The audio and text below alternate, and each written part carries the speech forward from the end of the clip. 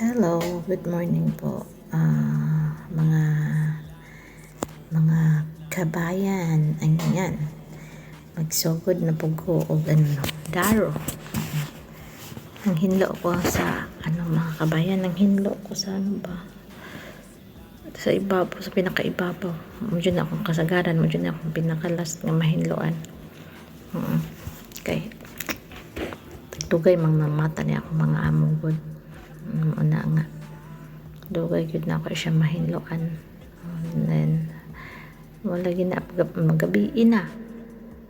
Magabi na jud na ako siya mahinloan. So mo na akong kinabuhi diri magiging buntag, mata ini kabuntag, putol-putol ang trabaho kay ito pa yung mga kwarto nga hinloanan. Napay sala nga nangabilin, balikan na pud nako ini kagabi.